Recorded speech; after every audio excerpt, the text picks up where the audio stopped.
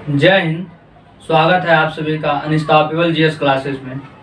आज के इस वीडियो में हम लोग समझेंगे जो सल्तनत काल की प्रमुख युद्ध हुई थी उसके बारे में।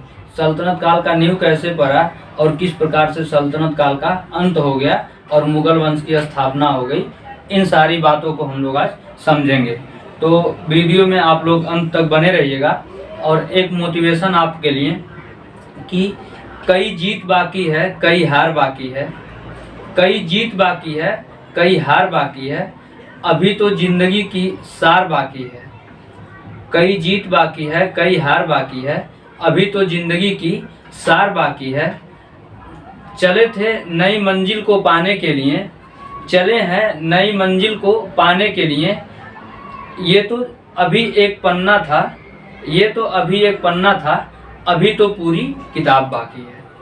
तो वीडियो में आप लोग अंत तक बने रहिएगा और हम आपको अब समझाने जाते हैं दिल्ली सल्तनत की किस प्रकार से शुरुआत हुई। और ये वीडियो ज़्यादा से ज़्यादा अपने दोस्तों तक आप लोग शेयर कीजिएगा, जिससे कि उन लोगों के पास भी हमारी वीडियो पहुंच सके जो किसी न किसी गवर्नमेंट एग्जाम की तैयारी कर रहे हैं। तो अब हम लोग समझते हैं जो दिल्ली सल्तनत की शुरुआत हुई उसका जो टाइम है वो 1206 से दिल्ली सल्तनत शुरू होता है और 1526 तक का जो समय था उसे दिल्ली सल्तनत के नाम से जाना जाता है। इस बीच में दिल्ली सल्तनत में बहुत सारे राजा हुए, जिन्हें कोई सुल्तान का उपाधि लेता है, कोई कुछ भी उपाधि लेता है। तो हम लोग उस चीज़ को समझने जा रहे हैं। दिल्ली सल्तनत की शुरुआत होती है तराइन के प्रथम युद्ध से। तराइन का प्रथम युद्ध हरियाणा में तराइन पड़ता है, एक जगह है जिसमें 1191 में पृथ्वीराज चौहान, जयचंद और मोहम्मद गोरी की सेना में भिड़ंत होती है, जिससे मोहम्मद गोरी हार जाता है और पृथ्वीराज चौहान और जयचंद दिल्ली में मतलब भारत में राजा हुआ करते थे। उत्तर भारत में जयचंद मालवा के शासक थे और पृथ्वीराज चौहान जो थे वो राजस्थान के शासक थे। लेकिन तराइन के युद्ध से पहले भी जो गजनवी था वो 1027 ईस्वी में 1026 में गुजरात पे आक्रमण किया और गुजरात के सोमनाथ पे आक्रमण किया उसने, और वहाँ से बहुत सारा धन दौलत लूट के और अफगान में लेके चला गया। अब उसी मोहम्मद जो गजनवी था, उसी गजनवी का भतीजा जो था वो था गोरी। मोहम्मद गजनवी का भतीजा था गोरी, यानी कि गजनवी जो था वो गोरी का चाचा लगता था। तो मोहम्मद गोरी, इसके चाचा मोहम्मद गोरी के जो गजनवी था वो भारत से बहुत ज़्यादा सोमनाथ मंदिर से धन लूट के लेके गया था। तो ये गोरी भी सोचा कि हम भी जा रहे हैं और सबसे पहले गुजरात पे भारत में आक्रमण करेंगे और वहाँ से हमको बहुत ज़्यादा धन दौलत प्राप्त होगी। लेकिन जब ये गोरी गुजरात में आक्रमण करने आता है 1178 के समय में, 1178 में मोहम्मद गोरी गुजरात पे आक्रमण करता है और यहाँ के राजा हुआ करते थे भीमदीती। जब भीमदीती यहाँ के राजा हुआ करते थे तो ये मोहम्मद गोरी को वहाँ से लतिया के और वापस भेज दिए। यानी कि मोहम्मद गोरी भीमदीती से हार गया और फिर वहाँ से वापस लौट गया, कोई लूटपाट नहीं कर पाया। फिर उसके बाद से ये अपनी हार का बदला लेना चाहता था मोहम्मद गोरी, और वो भारत पे आक्रमण करना चाहता था, क्योंकि भारत को सोने की चिड़िया कहा जाता था। भारत में बहुत ज़्यादा भारत में ये लोग आते थे और आक्रमण करते थे, यहाँ से धन दौलत को लूट के लेके चले जाते थे। तो अब इसको कोई रास्ता मिल नहीं रहा था भारत में आक्रमण करने के लिए। तो फिर ये 1191 में अब बात आती है तराइन के युद्ध की। 1191 में मोहम्मद गोरी जो था वो अफगानिस्तान का रहने वाला यानी अफगानी था। तो ये वाला जो क्षेत्र पड़ता है ये पाकिस्तान का पड़ता है, पाकिस्तान के जस्ट बाद में ये जो क्षेत्र है वो पड़ता है अफगानिस्तान का। तो वे अफगानिस्तान के मुल्तान होते हुए इधर से काबुल होते हुए और ये आक्रमण करना चाहता था भारत पे। जब ये भारत पे आक्रमण करने आया तो उस टाइम अब भारत में राजस्थान में जो शासक हुआ करते थे उनका नाम था पृथ्वीराज चौहान। 1191 का समय चल रहा है यहाँ। अब पृथ्वीराज चौहान जो थे ये राजस्थान में राजा हुआ करते थे यहाँ पे, और इन्हीं का एक मित्र था जयचंद। पृथ्वीराज चौहान और जयचंद की बहुत अच्छी दोस्ती थी। तो ये जयचंद जो थे ये मालवा के राजा हुआ करते थे। मालवा जो है वो राजस्थान से बिल्कुल सटा हुआ है। उत्तर प्रदेश और मध्य प्रदेश का जो क्षेत्र पड़ता है, मध्य प्रदेश के बीच में, उत्तर प्रदेश और मध्य प्रदेश के बीच में जो क्षेत्र हुआ पड़ता था उसको मालवा के नाम से जाना जाता था। तो यानी कि अगर शुद्ध रूप से कहें तो जो नर्मदा नदी है, नर्मदा नदी के ऊपर का जो क्षेत्र था वो मालवा के नाम से जाना जाता था। आज जिसमें पश्चिमी भारत भी आता है, पश्चिमी उत्तर प्रदेश आता है। तो मालवा के शासक जयचंद और राजस्थान के शासक पृथ्वीराज चौहान।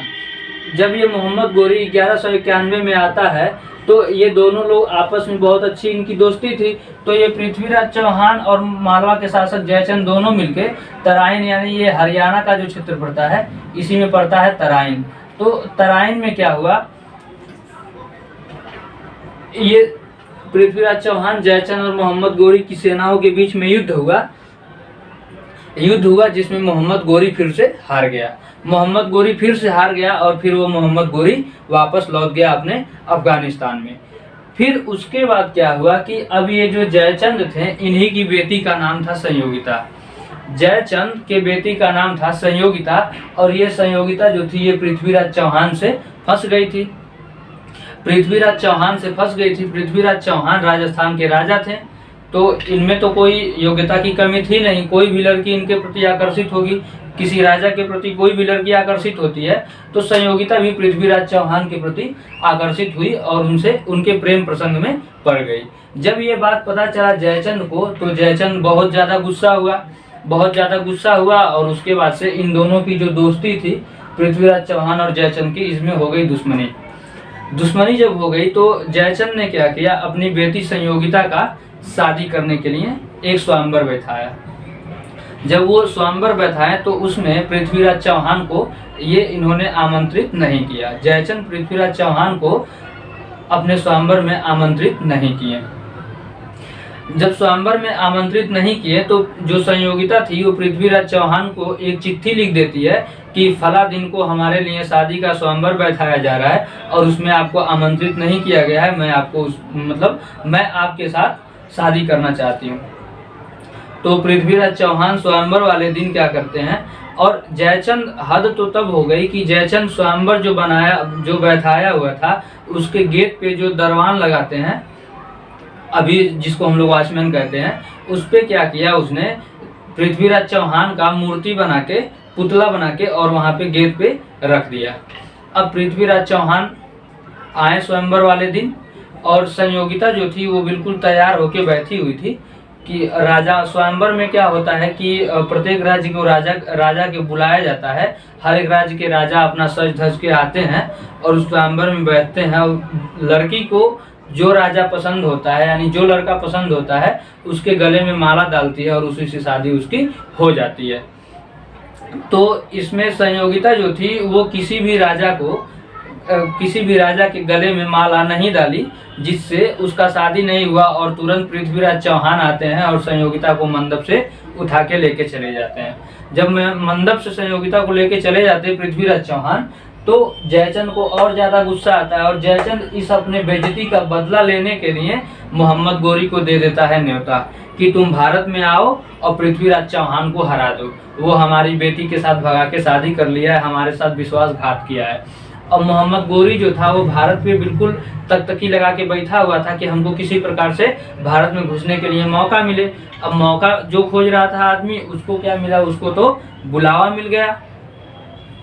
अब जो मोहम्मद गोरी है वो अफगानिस्तान से अपनी सेना लेके आता है और पृथ्वीराज चौहान से तराइन के ही मैदान में फिर दोबारा 1192 में युद्ध होती है। और जयचंद क्या करता है, अपनी सारी जो पृथ्वीराज चौहान की जितनी भी खुफिया जानकारी हुआ करती हैं वो सारा का सारा जानकारी दे देता है मोहम्मद गोरी को, जिससे मोहम्मद गोरी तराइन के द्वितीय युद्ध में पृथ्वीराज चौहान को हरा देता है और मोहम्मद गोरी विजय होता है। जब मोहम्मद गोरी जीत जाता है, पृथ्वीराज चौहान हार जाते हैं द्वितीय युद्ध में तराइन के, तो मोहम्मद गोरी का जीत हो जाता है। अब जीतने के बाद जयचंद कहता है मोहम्मद गोरी को कि तुम अब वापस चले जाओ, अब तुम पृथ्वीराज चौहान को हरा दिए, वहाँ से जो तुमको धन वन मिला लूट लिए अपना, लेके तुम वापस चले जाओ। तो मोहम्मद गोरी कहता है कि मैं अब वापस नहीं जाऊँगा, मैं यहीं पे रहूँगा। अब मोहम्मद गोरी वापस नहीं जाता है और फिर पृथ्वीराज जो जयचंद था वो जयचंद से युद्ध के लिए कह देता है। और जयचंद से जब युद्ध के लिए कहता है तो जयचंद और मोहम्मद गोरी के बीच में चंदावर का युद्ध होता है 1193 में, जिसमें मोहम्मद गोरी फिर से जीत जाता है। अब जयचंद भी खत्म, पृथ्वीराज चौहान भी खत्म। अब मोहम्मद गोरी को हराने रोकने वाला कोई है नहीं भारत में शासक। तो मोहम्मद गोरी यहाँ 1193 में पूरी तरीके से जीत जाता है और इसको रोकने वाला कोई शासक भारत में नहीं बचता है। अब यहाँ पे ये भारत में शासन तो नहीं करना चाहता है, बस यहाँ से धन दौलत लेके जाना चाहता है।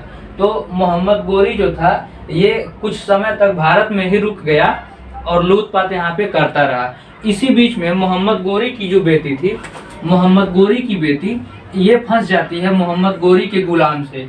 मोहम्मद गोरी के गुलाम का नाम था कुतुबुद्दीन ऐबक। ये मोहम्मद गोरी के गुलाम से फंस जाती है इसकी बेटी, मोहम्मद गोरी की बेटी कुतुबुद्दीन ऐबक से फंस जाती है। और ये कुतुबुद्दीन ऐबक जो था वो मोहम्मद गोरी का गुलाम था। अब मोहम्मद गोरी को जब ये बात पता चलती है कि मेरी बेटी को फंसा लिया है मेरा ही गुलाम, तो ये मोहम्मद गोरी कुतुबुद्दीन ऐबक को मारने जाता है। जब ये मारने जाता है तो इसकी बेटी क्या करती है, मोहम्मद गोरी को रोक लेती है और कहती है कि ये भले ही आपका गुलाम है लेकिन मैं उससे प्यार करती हूँ और मैं उसी से शादी करूँगी। और युद्ध करने का अंजाम आप पहले देख चुके हैं। आप खुद पृथ्वीराज चौहान को मारे, जयचंद को मारे, हो सकता है कि ये कुतुबुद्दीन ऐबक गुलाम जो आपका है वो आपको मार दे। तो इस बात को सोच करके और वो कुतुबुद्दीन ऐबक को मारता नहीं है, अपनी बेटी की शादी कर देता है कुतुबुद्दीन ऐबक को। अब कुतुबुद्दीन ऐबक जो था वो तो गुलाम था, उसके पास रहने के लिए ना तो कोई घर था ना तो खाने के लिए कुछ था उसके पास। गुलाम के पास कुछ भी नहीं होता है। तो मोहम्मद गोरी अपनी बेटी का शादी तो कर दिया, अब इसको रहने के लिए भी तो कुछ जगह चाहिए।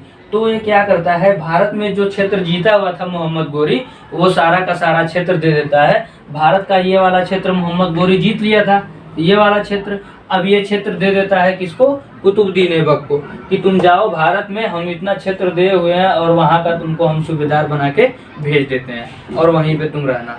तो मोहम्मद गोरी आ जाता है भारत में और लाहौर को अपनी राजधानी, मोहम्मद गोरी कह रहे हैं सॉरी, कुतुबुद्दीन ऐबक आ जाता है भारत में और लाहौर को अपनी राजधानी बनाता है और वहीं पे ये कुतुबुद्दीन ऐबक की बेटी के साथ वहीं पे रहने लगता है और भारत में शासन करता है।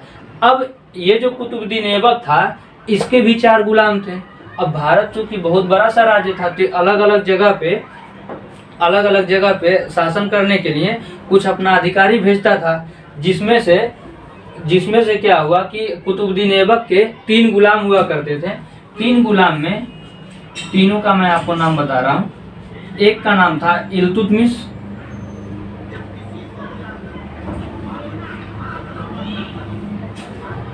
एक का नाम था अल्दौज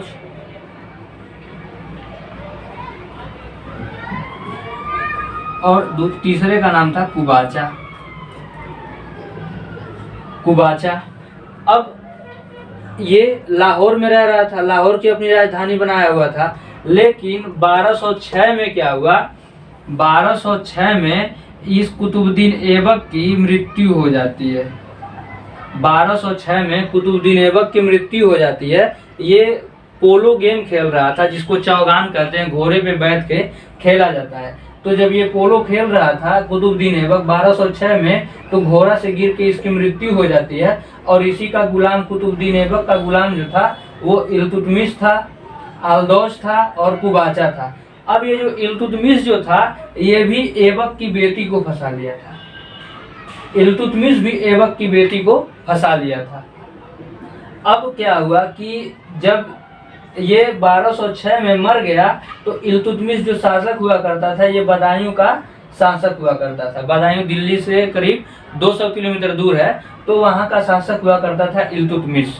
अब अल्दौज और कुबाचा ये दोनों के दोनों इल्तुतमिश को मारना चाहते थे, लेकिन इल्तुतमिश जो था इन दोनों को मार देता है, खत्म कर देता है अल्दौज और कुबाचा को, और खुद बन जाता है दिल्ली का शासक। क्योंकि 1206 में ऐबक मर चुका है, 1206 में ये दिल्ली का शासक बनता है इल्तुतमिश, बदायूं से आके दिल्ली की गद्दी पे बैठ जाता है।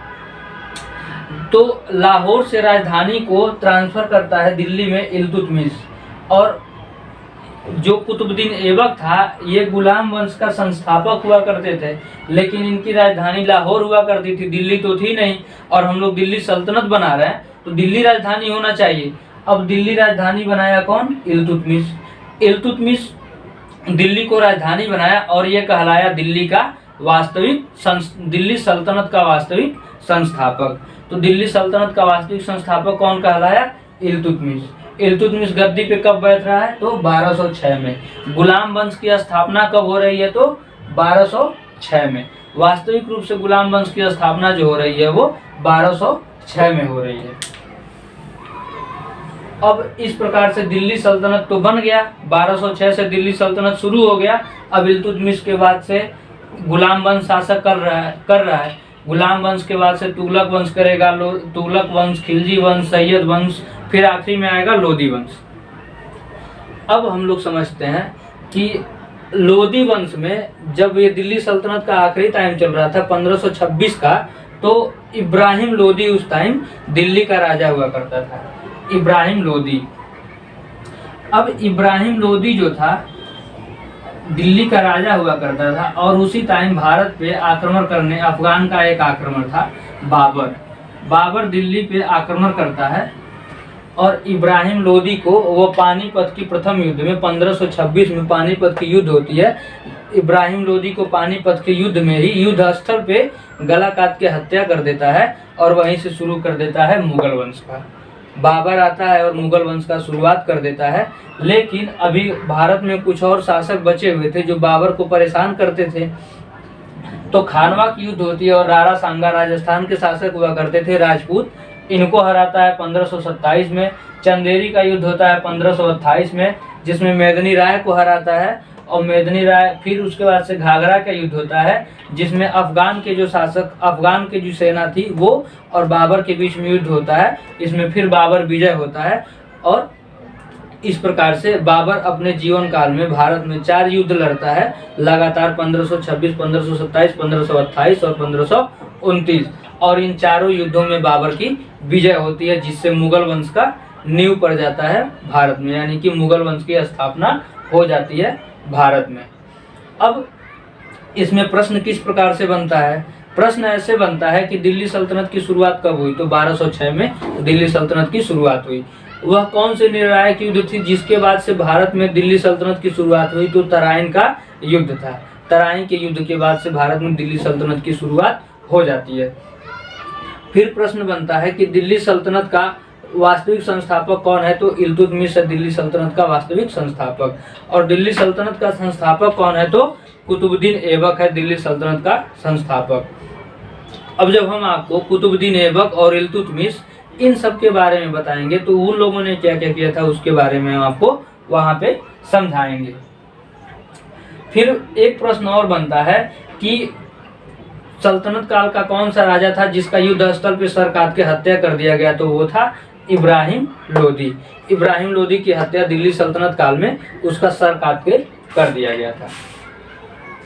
तो उम्मीद है इतना आप लोगों को समझ में आ गया होगा और आगे जो मतलब है इसके वो हम आपको अगले वीडियो में समझाएंगे।